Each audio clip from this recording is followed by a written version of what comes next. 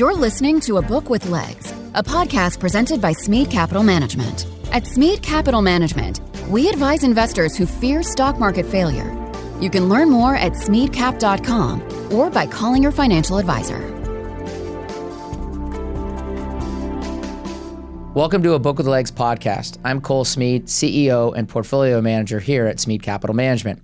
At our firm, we are readers, and we believe in the power of books to help shape informed investors. In this podcast, we speak to great authors about their writings. The late, great Charlie Munger prescribed using multiple mental models and analysis. We analyze their work through the lens of business, markets, and people.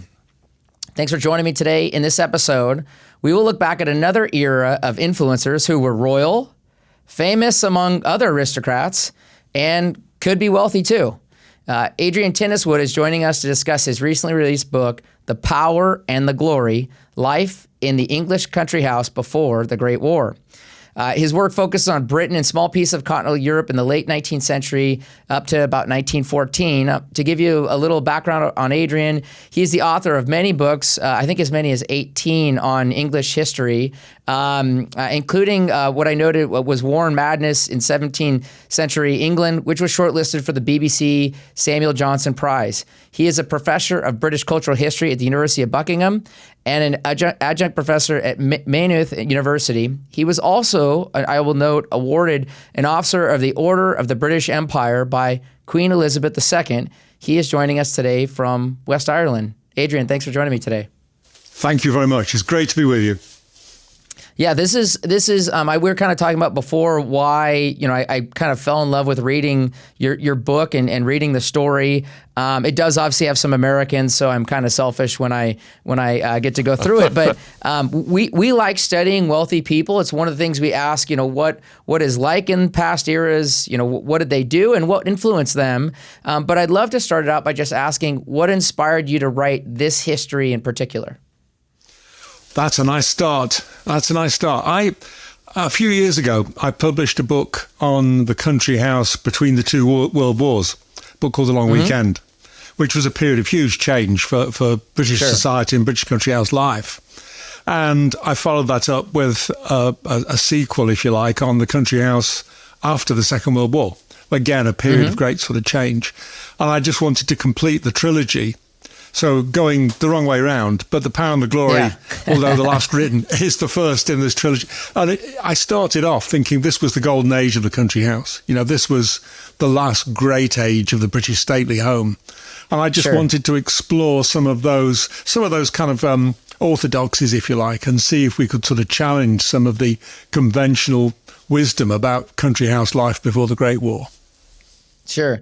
Well, and to your point, I don't think most people recognize it, but World War I was the end of the monarchies, the beginning of the end of the monarchies, and really World War II ended many of the European monarchies. So to your point, it was really a paradigm shift that begun that was going to take many, many years to play out. But I always think of the World War I being very important among wealthy and aristocratic families. But I want to start off because I think you give a really good context to really the history of what these country houses were, the families and the trusts that they typically would sit in with trustees. I'm going to quote from early in your book. You said, quote, "The case of the owner of a landed estate is entirely different. He is bound to the estate and to a certain scale of expenditure upon it as long as he remains," end quote. Explain what this means to our listeners for the country house, in the late 19th century. Well, you've got, for the traditional country house owner, the aristocrat, the established landed gentry, they've got a house. They've got an estate. They may well have hundreds, possibly even thousands of tenants. They're tied into a community. They're part of a community, just as their forebears were part of a community. So you've got that traditional, almost feudal view of rural England at a time when England, and I do mean England rather than Britain, England is changing dramatically. From 1851 onwards, England was predominantly an urban society. There were more people living as a consequence of the Industrial Revolution, there were more people living in towns and cities than there were in the countryside. And you get this idealization of the countryside, this sense of being cast out of Eden, cast out of paradise, when things were different back in the old, a mythic past. Everyone knew their place. Everything was kind of straightforward. And that there's a sense by the end of the 19th century that something's happening. This is different. This is going wrong. And it's compounded, I think, by some far-reaching social and economic changes, the biggest one of which is the agricultural depressions in Britain of the 1870s and 1880s, when cheap wheat imports from America and Canada, refrigerated meat imports from New Zealand and Australia, caused the agricultural economies in England to crash. And what that meant is that the country house, which had historically been the HQ of a large agricultural estate or a succession of agricultural estates, suddenly isn't. And there's a lot of soul searching about what the country house means at that time, and what does it mean to be a landed proprietor. Sure. When I think of land, land is still a big issue in the UK today. If you look at the total number of landowners that comprise most of the land, it's still a very landed gentry conversation, in 2024, which is ironic to think about. But to your point, it's always been a representation of the wealth of society in the UK. Talk about the duties these estates, began to receive. Obviously, Parliament knew that these people own these estates.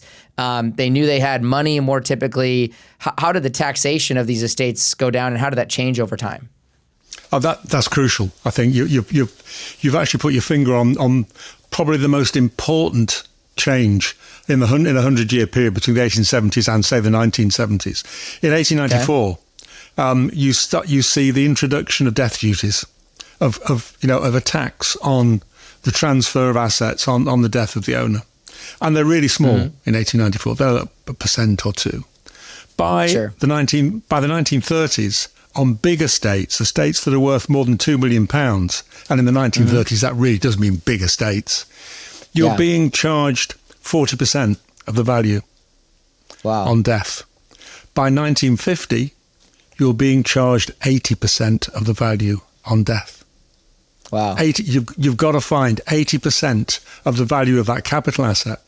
Sure, there are lots of clauses and byways and there are lots of fixes, but by and large, by 1950, death duties and estate duties are at 80%. And that meant the end of the country house, the kind of social hierarchy, if you like, in the traditional hierarchy in Britain, rural hierarchy. Sure.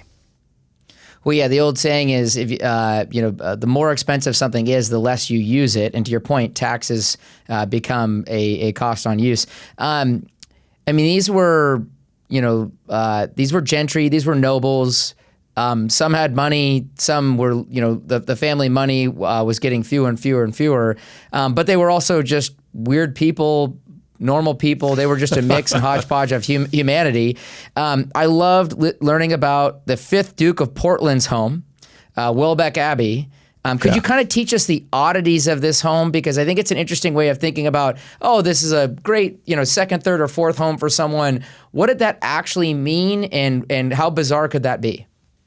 The Dukes of Portland had estates in Nottinghamshire and the English Midlands at Welbeck and around Welbeck for generations. For 200-300 years.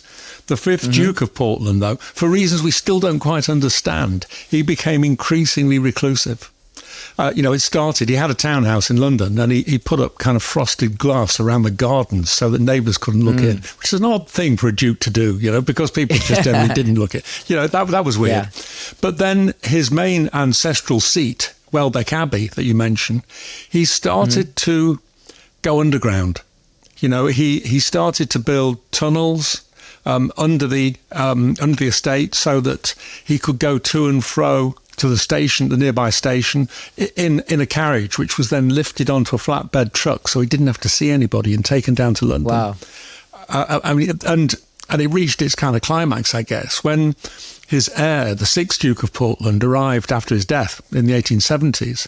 He found that the private apartments that the 5th Duke had got, they all had big brass letterboxes in the doors.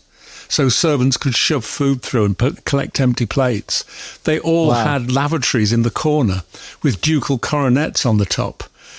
So he could, whenever the mood and nature took him, he didn't have to move very far. But it was a very strange setup. He could... The thing is, he was a duke, and in a deferential age, people might kind of raise their eyebrows. But to be honest, dukes did what dukes wanted to do.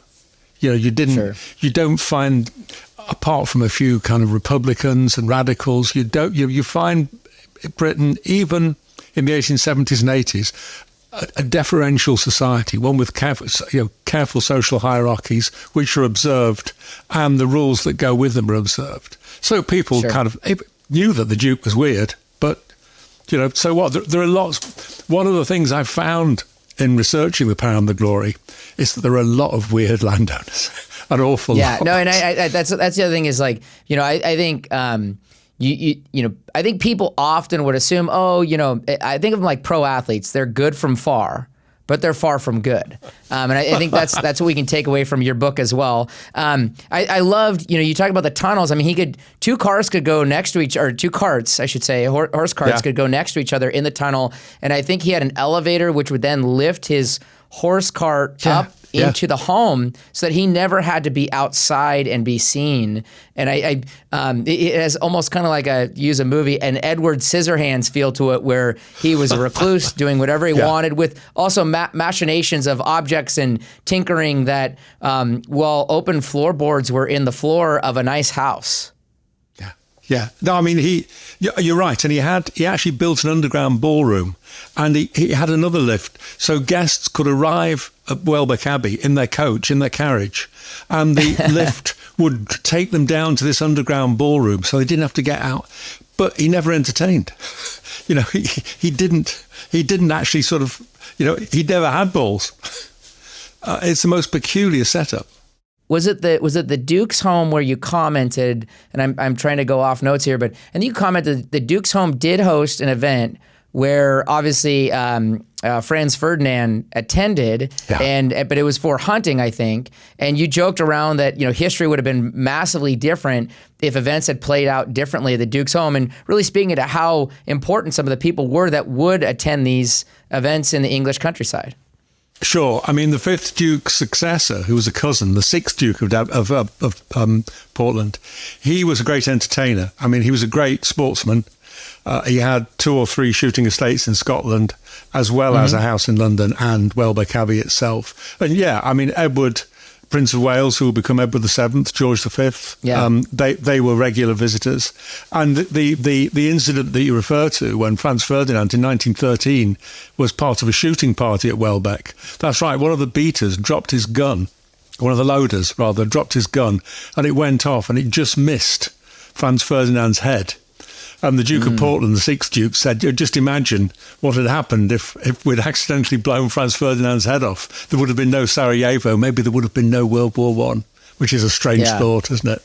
Very, very strange thought.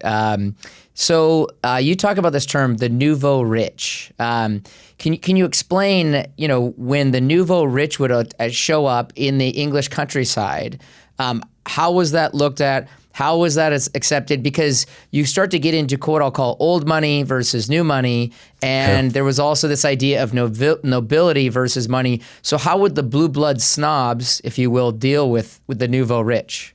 This became a kind of central part of my book, I think. I was really surprised at, the conventional wisdom is that the industrialist, the engineer, the factory owner, having made his money, what he wants is social acceptability. So what he does, he buys a country estate where, he can mix with the county set, where his wife can entertain, where his daughters can teach the local Sunday school and go sick visiting in the village. It's a kind of dream. It's a pot of gold at the end of the rainbow. And there's a sense that, again, the conventional wisdom suggests that people like this were looked down on by the traditional landed aristocracy and gentry. The establishment looked down on these incomers. In fact, you start to look, and it's much more complicated than that. for one thing, a lot of these incomers were so much richer than the traditional landed, and money spoke. You might laugh at them behind their backs. You still wanted to get invited to their parties, always. You do have industrialists. I mean, one of the people I talk about in the book is William Armstrong, who started out as a lawyer, became an engineer, became a ship owner, became an inventor. He invented the breech-loading rifle, which made him, he was an armaments manufacturer, made him a fortune. And he built himself a huge country house in the north of England, Cragside, one of the most wonderful houses in the world. And it's a crazy place because it kind of evokes the past. It's not a modern country house. It's got half timbering, it's got battlements, it's got Georgian bay windows, and it's a lovely romantic house. But inside there are hydraulic lifts, there's electric lighting. It's one of the first houses in Britain to be lit by electricity. It's a modern house inside, but looking back to this softer past. And Armstrong was accepted, and he's accepted because he's massively, massively rich. Sure. I'm going to jump around here a little bit because you talk about this later in the book, but it reminds me of a question. So I think the singers would be my case study in going from Nouveau Riche to being what would be socially accepted in those circles, because obviously singer of the sewing machine fame, it took one generation to be fully accepted, is my theory that I took away from your book. And so as I think about my own children, it's like, okay, I'm not the prize.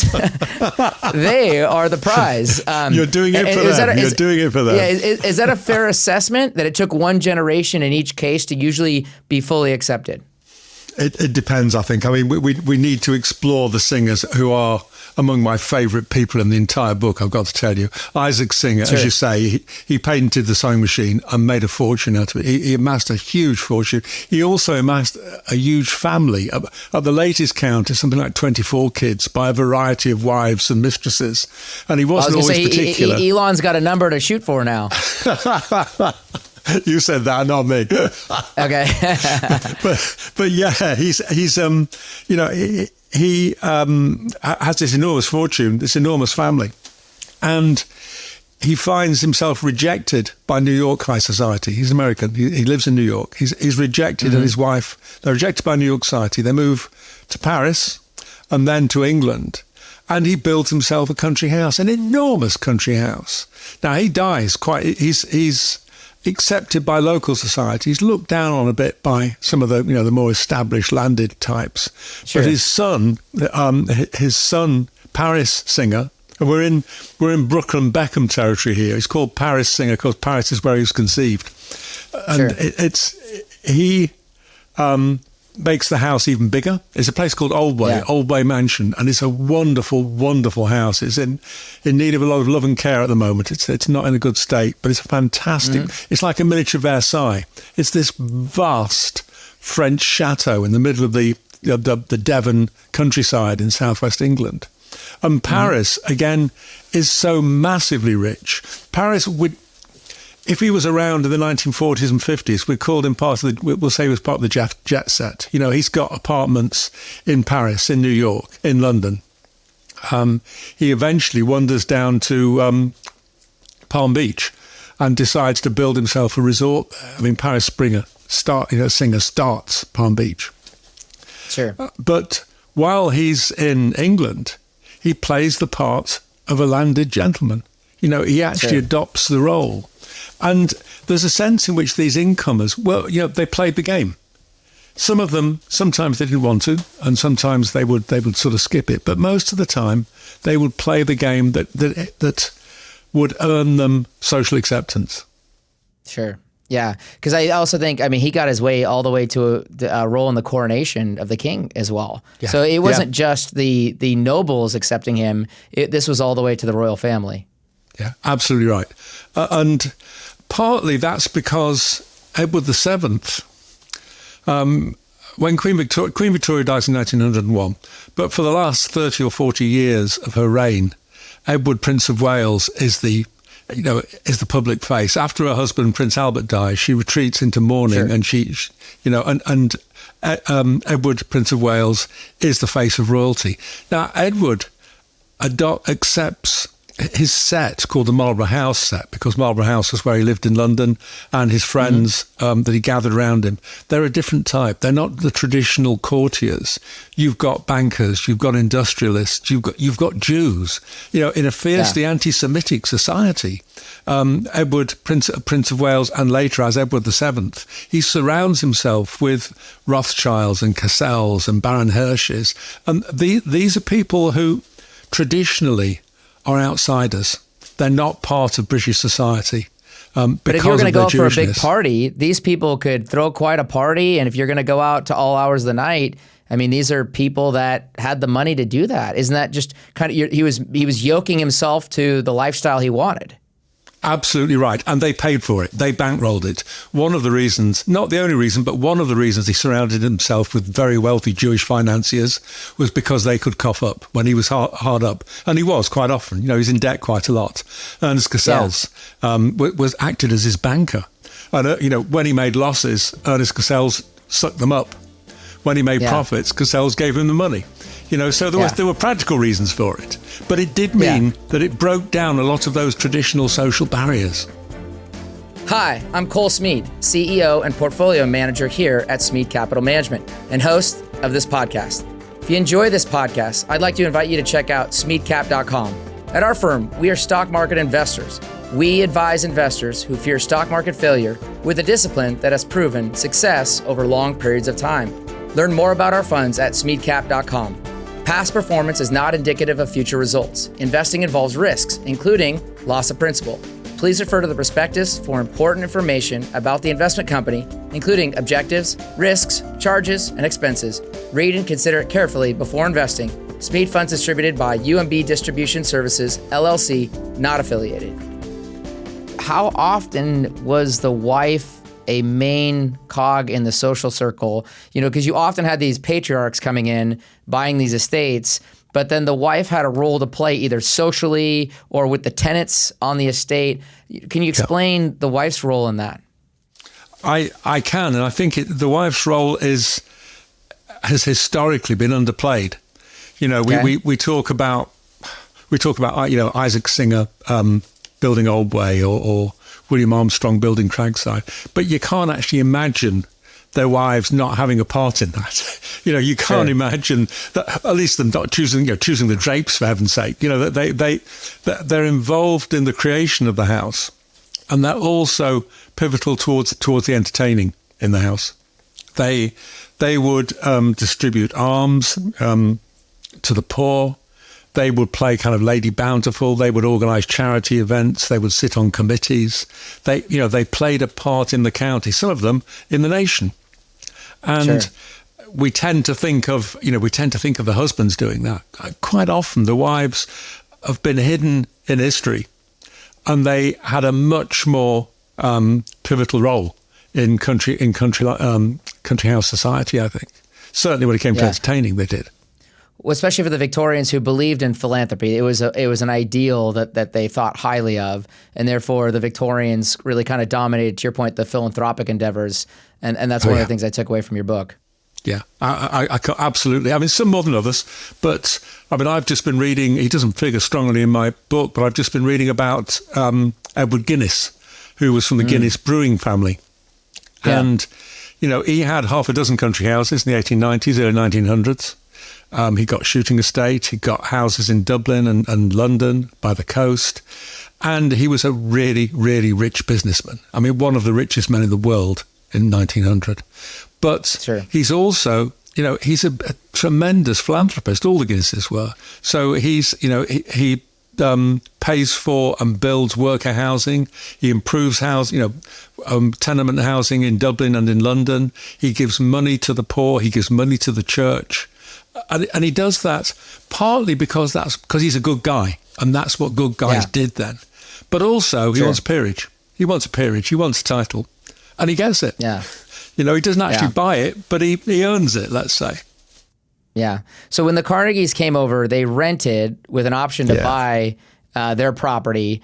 I for some reason, I've always loved the idea of renting a place with the option to buy. That way you kind of you can figure out what you don't like about it, and that way when you buy. I guess my question is, was renting accepted or was the ownership really all that was accepted over time of these country houses? Oh no, it was definitely accepted. I mean, you've got it functioning on different levels. So, for example, the hunting season, fox hunting season in the English Midlands, you would find country houses being let for the season for 3, 4, 5 months, and keen huntsmen and women would just move into the country. They'd still go back to London at the weekends because you've got the railway now, and then you've got the motor car, so they're not stranded in the countryside. But you also have, as the agricultural depression starts to bite, and as taxation starts to bite, you'll see country house owners that maybe can't quite afford to keep up their house. There's a kind of sequence. They try to let their house for a year or 5 years or 10 years.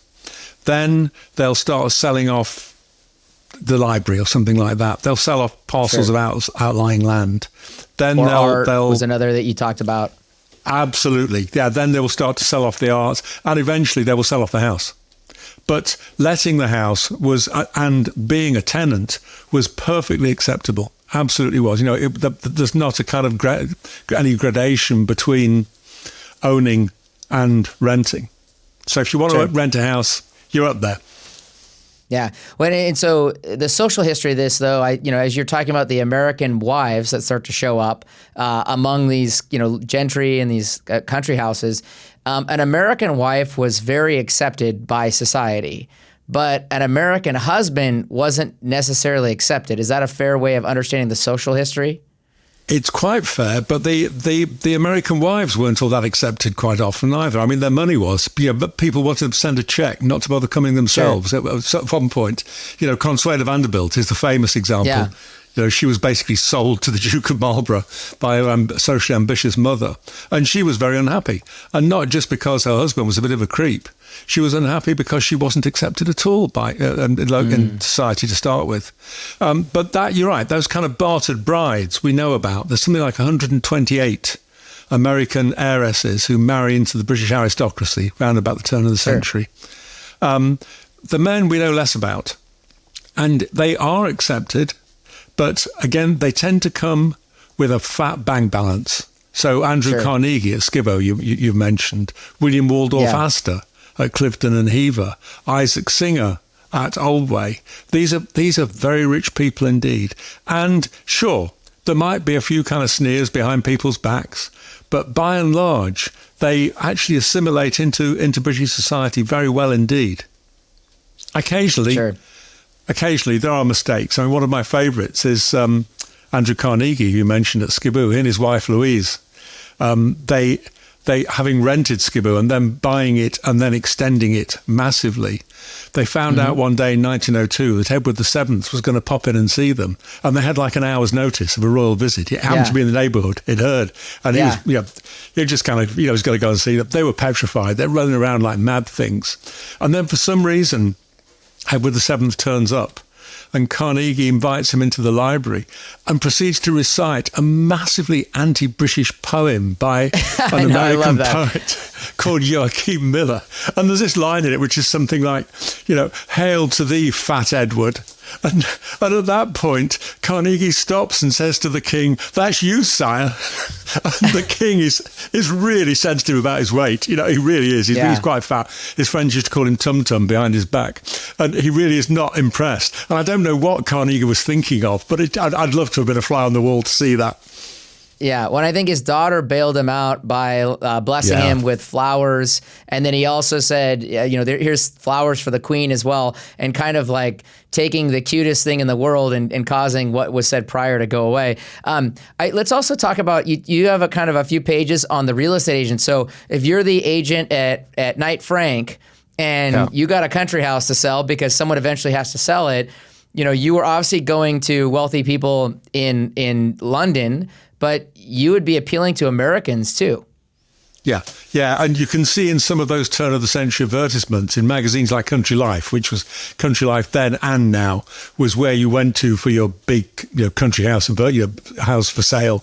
And you can see in some of those turn of the century advertisements for country houses, they are direct appeals to wealthy Americans. And they say that. This house might be well suited for an American in search of his past, in search of his ancestry.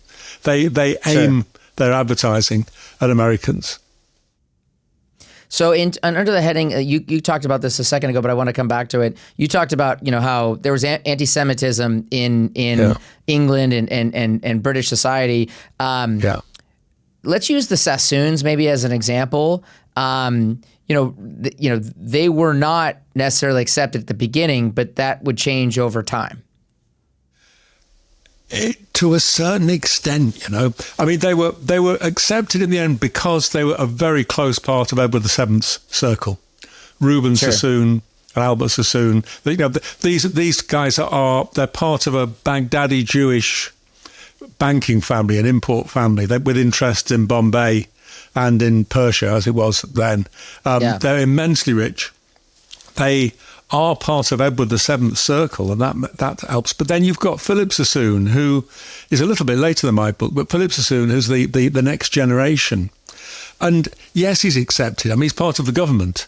He's everyone wants to go to his parties. But there's still this kind of coded racism. He's still, he's referred to, he's exotic, he's oriental. And what they mean is he's Jewish, but they don't like. And then again, you get this crazy notion, this constant reminder that history doesn't work like you expect it to work. So I don't know if your listeners, your viewers will know of Oswald Mosley. Oswald Mosley was the leader of the British fascist movement in the 1930s. He was a pig. He was horrible. However, he was a big friend of Philip Sassoon's. In fact, he met his wife at one of Philip Sassoon's parties. Now, you're not supposed to get kind of, this neo-Nazi hobnobbing with a Jewish banker. And that's because, people are people. Never mind the ideas or the ideologies. You see somebody socially, you get on with them, and you just go for it. Yeah, that's funny. So on this, by the way, when I was reading your book and you started bringing up the Orientalism, I did a full year of Islamic civilization in college. And obviously, Orientalism plays widely into a lot of the study of Islamic civilization and the Ottoman Empire and things of that nature. You talk about the Orientalization and also, that through the lens of India and how it really affected the architecture of certain parts of these country houses or these estates. I think you used an example of one of the billiards room was effectively, designed in an Indian fashion with very beautiful woods and carvings and explain how that affected the country house. Yeah, I mean, you've got a couple of things going on there. One is that in whatever it is, 1870-odd, 1880-odd, Queen Victoria is formally announced as Empress of India. That is her title. She becomes Empress of India. And it's a means of unifying the various states in India that have basically been taken by the East India Company and by the British Army. That moment when she becomes Empress of India causes a growth, a renaissance, if you like, of interest in all things Indian. And the billiard room that you referred to, the Duke of Connaught's billiard room at Bagshot Park, it didn't just contain Indian motifs and decoration. They sent Indian craftsmen over from Lahore it was. I mean, which is now Pakistan, isn't it? It was then India. They sent craftsmen over to create this thing. Queen Victoria herself, she likes it so much that at her own, one of her own country houses, Osborne, on the Isle of Wight in the south of England, she has a Durbar room built by an Indian architect and designer, Bairam Singh, and it just drips with wonderful, wonderful Rajput architecture and decoration. And you've got, one of the most intriguing and sad figures in all this is Duleep Singh, who was the last Maharaj of the Sikh Empire. And Duleep Singh had his empire taken from him by the East India Company in the mid-century. He's only a boy. He's brought over to England. He's given a pension. He becomes friendly with Queen Victoria's kids. And having rented a succession of houses, this goes back to your point earlier on, he rents a succession of houses, mainly for shooting, because he's a great sportsman. And eventually he buys a shooting estate in the east of England, Elverden it's called, and he has a rather ordinary Italianate block of a country house built for him by an architect called John Norton. And you look at it, you think, that's all right. You step inside, and it just drips with Rajput decoration and carvings. They writhe all over the walls and ceilings. It's the most fabulous, fabulous house. It didn't bring Dulip Singh happiness. He went bankrupt. He left his wife and went off with a barmaid called Ada, and eventually died quite young. He had a stroke. But there was a time, certainly, I hesitate and I stutter because it's so difficult. He's accepted and yet he's not. Queen Victoria accepts him, but ultimately he's a pet. He's a pet. He's a curiosity. He's fun. When in some ways he was societally jailed because it's like, to your point, he's accepted because the Queen accepts him, not because everyone said, oh, I really like him. He's fun. It was kind of like, by way of Queen is how I read into your book. And also, again, his children, he had one of his children that were more accepted in society than he was. So again, he's caught in that I'm the first generation and therefore I'm still awkward. So another thing, so media-wise, because all the media you were talking about, the magazines or the gazettes or whatever was being used to publish this. So how did you determine, who kept the rolls of who was noble or not? How would you determine, who had peerage, for example? Well, you've got, this is quite a complex issue. You've got the College of Arms who give arms. You've got Bibles like Burke's Peerage and Debrett's, which give a long lineage of who's who. So it's not a case of keeping the information like you have it in a library or anything. People just knew who was who. There's no question. Okay. And who's invited as well. That's the other thing. Who is part who's at the parties. Yeah. Exactly. So at that time would because there were obviously publications tied to country houses though. So they would document whose house is owned, whose house is being remodeled. Teach us about those publications. Yeah, you've got magazines like Country Life, which weren't really, they're not actually aimed at landed society. They're aimed at people that aspire to be part of landed society, and they will, there's a difference there, I think. And of course, landed society reads them because it's nice to read something about yourself, which is saying what a great, a great person you are. It's the influence of that era. Yeah. It is. It really is. And they also conjure up a very romantic view of the country house and the past. A lot of the writing around the turn of the century on country houses is about houses that are 400 years old, 500 years old, houses with moats and swans gliding on the moat, and tall chimneys and long galleries filled with kind of carvings. It's a mythic view of the past, and it's a view of the past which gains strength as English society starts to disintegrate, as traditional values start to go, as in Marxist terms, as a rising proletariat start to challenge the old feudal ways, and indeed the bourgeoisie seek to challenge those feudal ways. Sure. It's interesting that I think in the 1920s you have the first British Prime Minister, Bonar Law, who didn't have a country house of his own. He's the first one in all the history of Britain. And that's very telling. The architecture of these houses. So if I'm going to walk into a country house, what would be typical rooms that I would run into, if I was going to do a tour of someone's country house on a Saturday morning? What kind of rooms would I be seeing in that house? So if we're looking at a Victorian or an Edwardian, a new build, you would typically go into a great hall. And by the beginning of the 20th century, that great hall is turning into something of a living hall. It's got sofas in it. People gather around the fire in these things. Oh, they gather around the fire because the room is so damn cold. That's one reason for huddling by the fire. But you would have a great hall, which is a kind of quasi-public introduction to the house. Then typically you would have male and female zones. You would have a boudoir and a drawing room, which were essentially female governed areas. You would have a library and study, which are male areas. A morning room is female. And you'd have a dining room, which is kind of an in-between area. Sure. So you'd have a typical Victorian Edwardian country house. Great hall, drawing room, morning room, library, study, dining room. And then you would have a servants' wing. The bedrooms are all upstairs, which they hadn't been in the 16th or 17th century, but now the bedrooms are up on my first floor, your second floor. They're upstairs anyway. And then the servants, of whom there may be half a dozen or 10, there may be 20 or 30 indoor servants, depending on the size of the house. And they will be in a self-contained wing. They will, there's a kind of a cultural social apartheid going on. There's the upstairs and downstairs. There is a green baize door, literally a green baize door, because it's a soundproofing device, which separates the two communities. Now, you can only do that because you've now got an efficient bell pull system, which allows you to summon servants at a distance.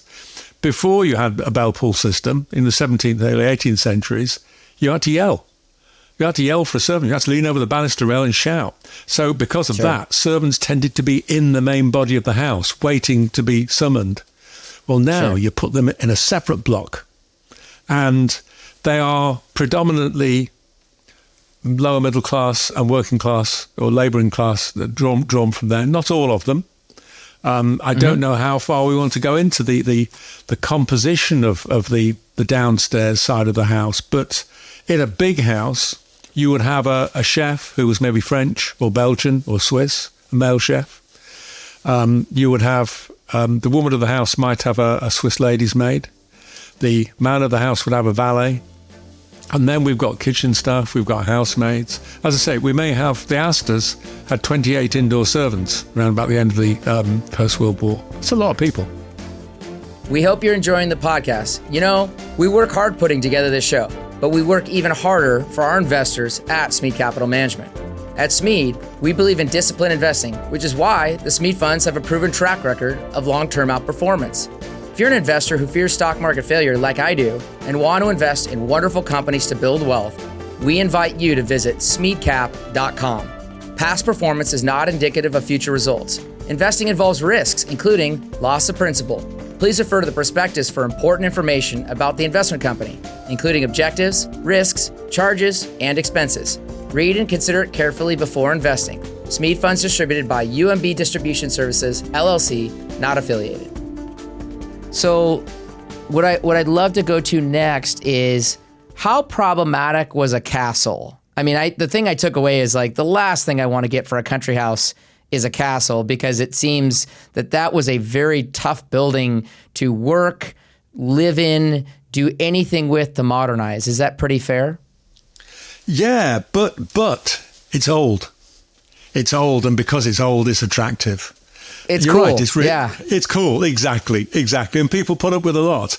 I mean, there are a number of castles that are built or modernised in the period. One of my favourites is Cardiff Castle, which is not a country house, but it's right in the centre of Cardiff in Wales. But it's a huge medieval castle, which is, it had been remodelled in the 18th century. And then the Marquis of Bute and his architect, William Burgess, they modernise it again in the 1860s and 70s. And they turn it into what they think a castle should be. So they fill it with paintings and statues of damsels in distress and knights in armour. And the fireplaces, the chimney pieces have battlements on them. It's an exquisitely romantic house. It really is. It's also slightly weird. William Burgess had a drug habit, the architect. It comes out every now and then. Cardiff is the only house I know where the duck-billed platypus is used as a decorative motif. You see them crawling all over the library. There are monkeys everywhere. Monkeys everywhere. In the dining room at Cardiff Castle, there is a frieze of monkeys going down the panelling. And one of those monkeys they're carved in wood, but one of those monkeys has real ivory teeth, and he has a nut in his mouth between his teeth.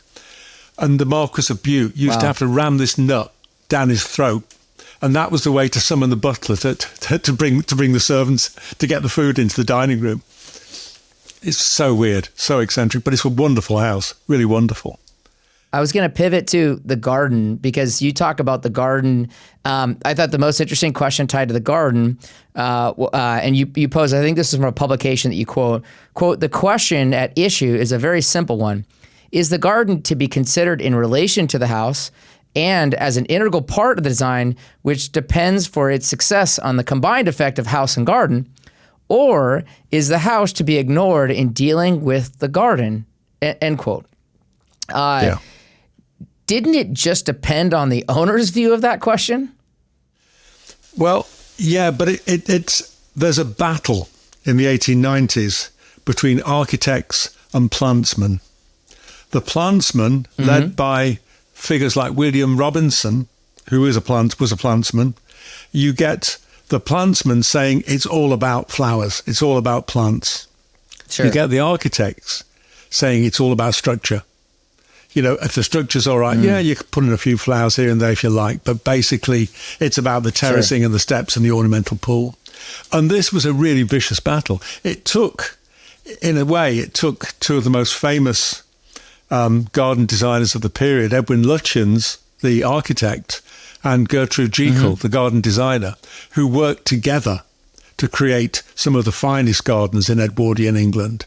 So they would work, Lutyens would work on the structure together with Jekyll, who worked on the planting, and they came up with some beautiful, beautiful things. But it was a real live issue in the 1890s, 1900s. Sure. And if an architect remodeled your house or built your house, he may also, design the garden and leave the plantsman to just kind of fill in the gaps, which the plantsman used to get really annoyed about. Sure.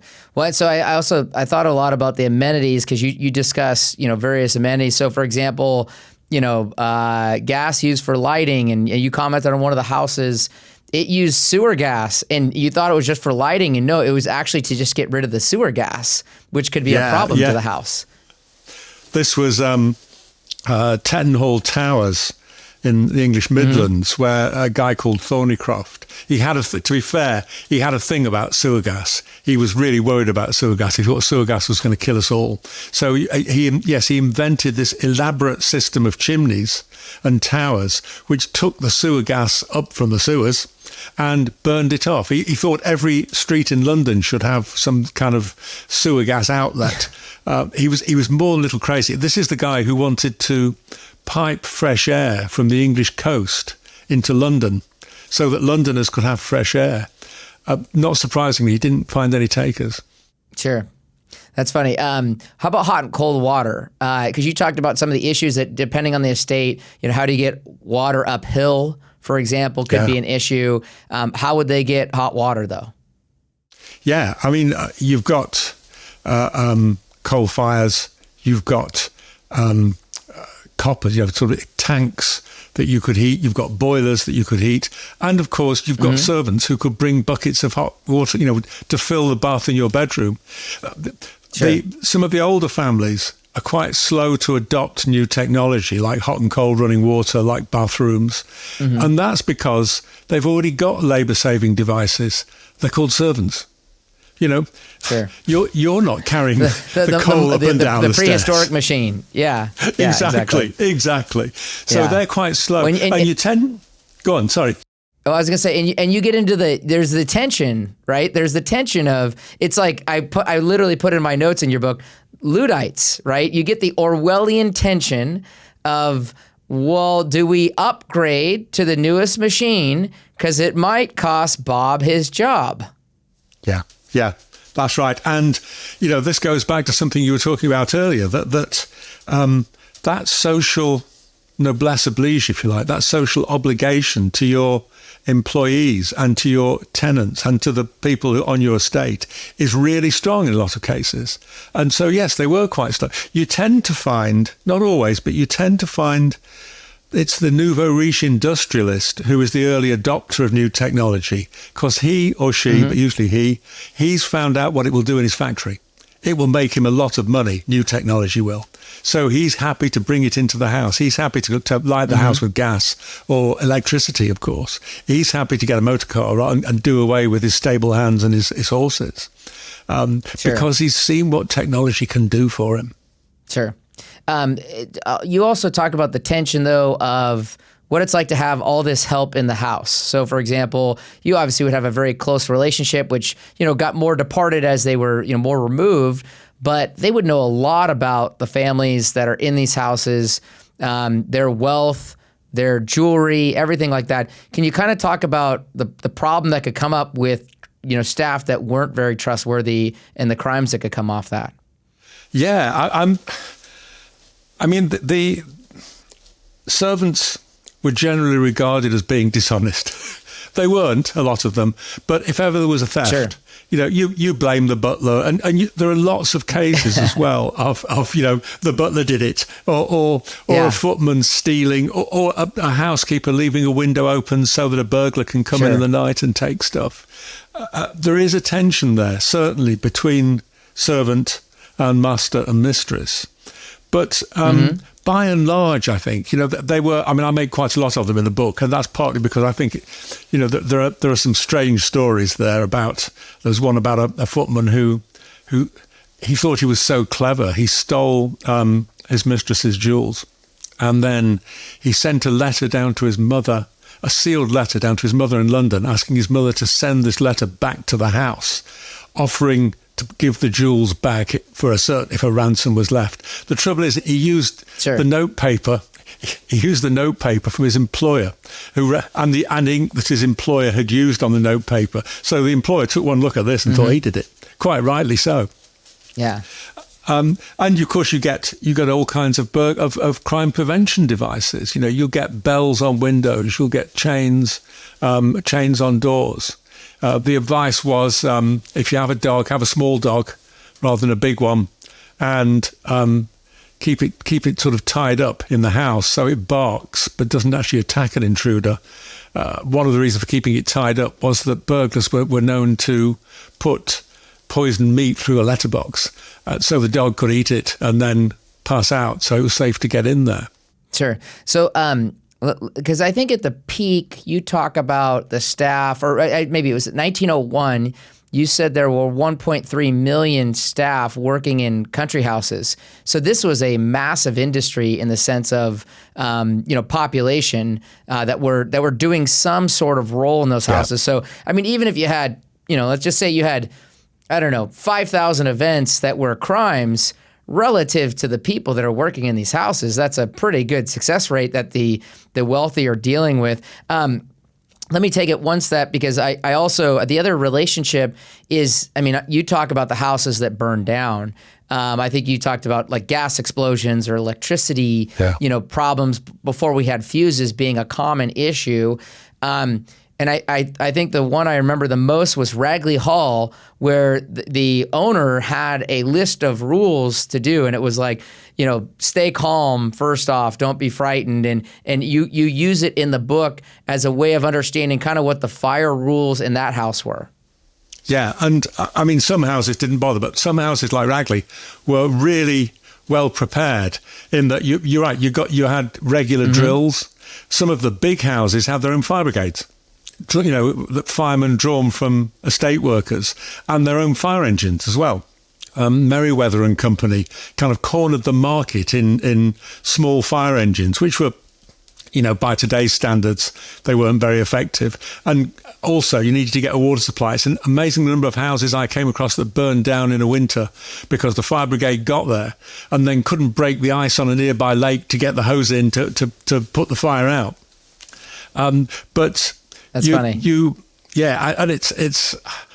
At one point, I was reckoning that at least one country house a week was either burning down or being badly damaged by fire. It was what worried people most. In a world still lit mainly by fire, accidents happened. The Duke of Portland's house, Welbeck Abbey, nearly burned down in 1900, and that was because a maid was pressing one of the daughter's sashes for a party. She plugged the electric iron in. There was no current because current came and went. she went downstairs to do something else. The current came back on, and the iron heated up and then burned the house down. The Duke of Portland said after that he threw all the electric irons he could find in the lake because it was the safest place for them. Hey, I want to give a big shout out to everyone who's been working so hard on the show. You know, we recently hit the top 10 investing podcasts on Apple Podcasts and even #1 in the business category in several countries. As you may know, this show is brought to you by Smead Capital Management. Smead Capital Management understands how frustrating and illogical the stock market can be. If you are searching for funds with a proven track record, give the Smead funds a look, or better yet, reach out at smeadcap.com. And don't forget to mention that you're a fan of the podcast. Past performance is not indicative of future results. Investing involves risks, including loss of principal. Please refer to the prospectus for important information about the investment company, including objectives, risks, charges, and expenses. Read and consider it carefully before investing. Smead Funds distributed by UMB Distribution Services, LLC, not affiliated. The other thing that I really, because I think this is maybe one of the featured moments in the book, and you could tell me if I'm wrong in that, but let's say I'm going to entertain for a weekend, and I'm going to do that for the royals. I think the Cavendish family, their weekend entertainment was kind of a perfect picture of a noble, wealthy estate hosting folks. So could you kind of walk us through what that weekend looked like for the Cavendish family? Yeah, I mean, it's a great honor, and it's a massive chore at the same time, because, you know, when the king and queen, or the prince and princess in this case, come to visit, you really want to give them a good time. But there are certain expectations, you know, as they arrive at the station, the railway station, they're met by crowds cheering, you know, flags. They're cheered all the way to their carriage. People line the streets. It's a really big deal. I mean, and it's hard for us to imagine that in a much more kind of media savvy age, that people, you know, to see the Prince of Wales and the Princess of Wales was a tremendously big thing, and. From you know, as they arrive at the house, and the Cavendish family, the Dukes of Devonshire's house is Chatsworth, but still there, still owned by the Dukes of Devonshire, still lived in by the Dukes of Devonshire. As they arrive at Chatsworth, you know, everything is laid on for them. There's shooting. There's a ball for 400 of the local gentry and aristocracy, 400 people. I mean, that's quite. And special trains are laid on to bring guests into the neighbourhood. The ball doesn't go that well because the trains are late and people don't get there till about 11:30 at night. But there's a firework display for the tenants in the park. There's visits to neighbouring country houses, and the whole thing is choreographed. All the time you've got the prince's private detectives, not private detectives, they're Scotland Yard detectives, but the security people keeping an eye on things. There's one great story I came across where, for another visit to Chatsworth, royal visit, the police found this foreign guy wandering into the house, and they sort of interrogated him, said, "Who are you?" You know, this is just before the Prince of Wales arrives, and he says, "I am de band," and they think they don't know how on earth. It turns out he was a member of the band. He was actually one of the musicians who was playing that night, and he wasn't an anarchist at all, which is what everybody was worried about. But yes, so you've got visits to local, you know, the prince and princess would receive loyal addresses from local people. They would see school children. I mean, it was quite a tiring business being a royal on a visit like that. But they also got to, you know, to play cards. There's a great little vignette of the Princess of Wales playing billiards. You know, she loved a kind of quiet game of billiards at night. And once the Prince and Princess of Wales have gone, you know, you heave a sigh of relief. But if it's gone well, that's great. But you're a lot poorer for it. I mean, it would cost thousands and thousands of pounds to put something like that on. But you didn't say no. It was common that hunting would be part of that weekend as you got later into the weekend too. Yeah, usually shooting shooting rather than fox hunting. With me, I tend to think of hunting being fox hunting horses. But yes, shooting on the Chatsworth estates was always, you know, was usually part of that kind of setup. And in fact, by the end of the 19th century, you've got some of the big shooting estates. That's what they're for. That's why they're bought. Edward, Prince of Wales, Edward VII, as he becomes, his estate at Sandringham is primarily a shooting estate. Elverdon, where Duleep Singh lived, the last Maharaja of the Sikh Empire, Elverdon is a shooting estate. And he sells it to Edward Guinness, Lord Ivy. And Ivy buys it because he wants a shooting estate, and land is preserved, game is preserved on it. It's not there to provide pasture. It's not there to provide to grow wheat or anything like that, to graze cattle. It's there to provide cover for the pheasants and the grouse. That's what it's for. Over thousands of acres. When the shooting, it seems like the other debate that would go on among these people is what makes you a greater shooter, how good you are at shooting, or how many pheasants you took down. Because it seemed like part of the I'll call it the fish's tail was really what were your numbers, not how good of a shot you are. Yeah.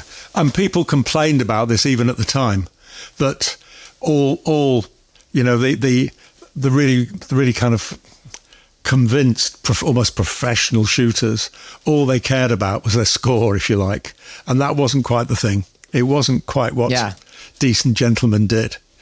But you're right. I mean, the extent of the slaughter was terrifying. I went at Holborn in 1913, I think. George V, who loved shooting. George V, there's a story about when he got a telegram from his wife, from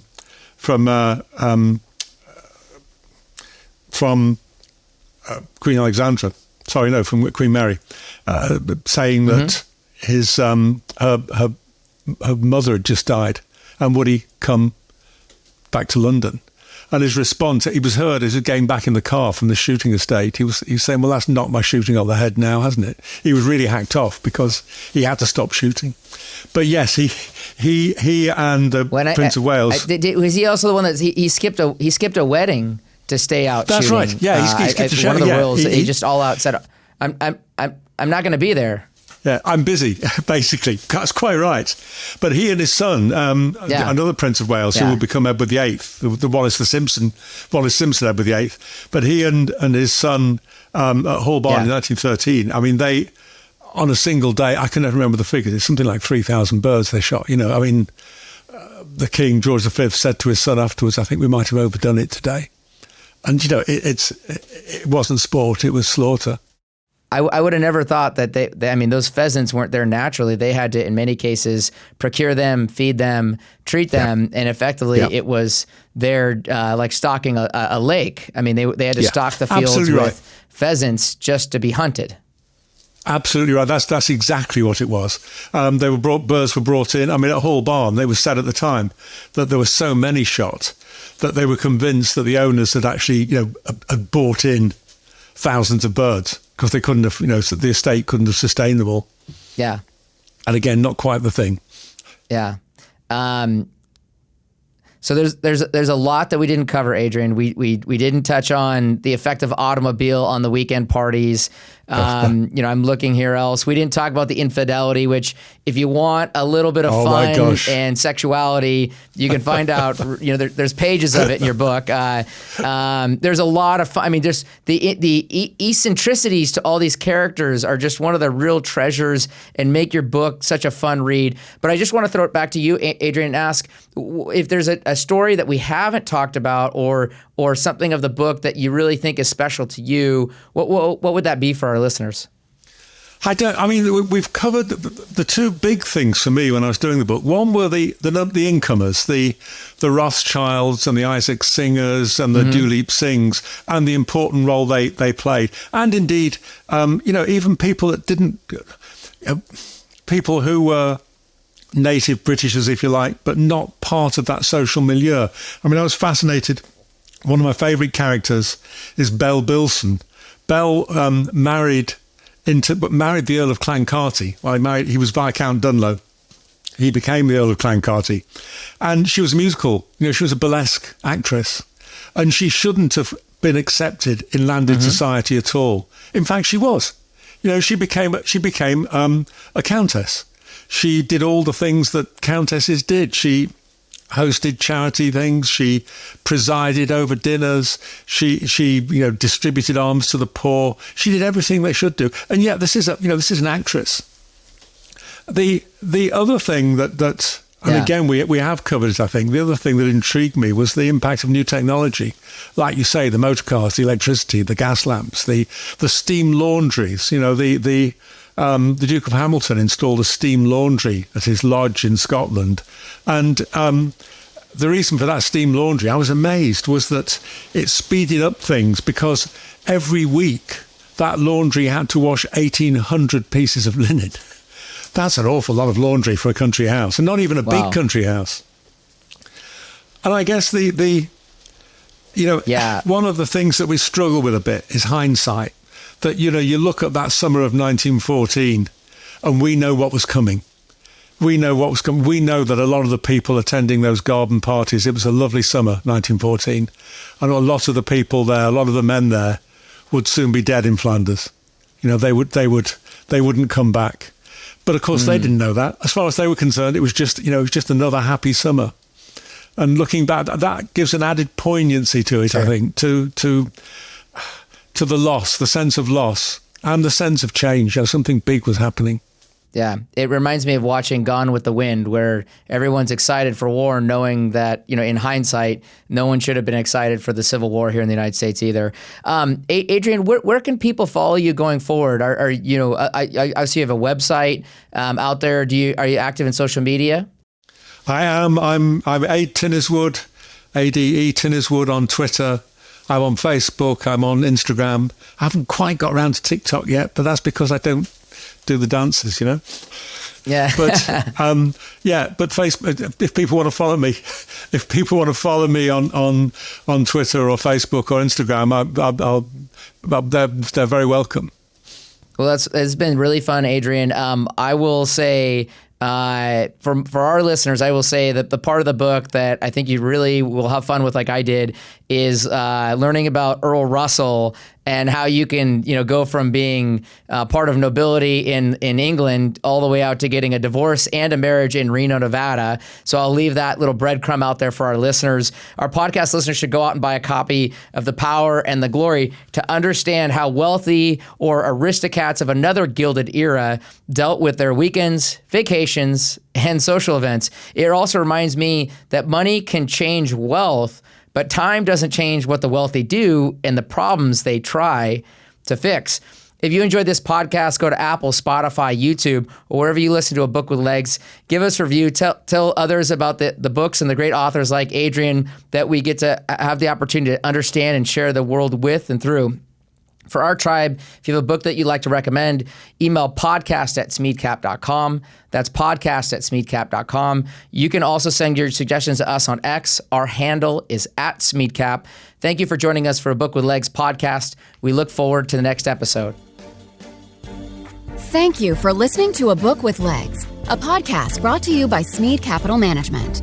The material provided in this podcast is for informational use only and should not be construed as investment advice. You can learn more about Smead Capital Management and its products at smeadcap.com or by calling your financial advisor.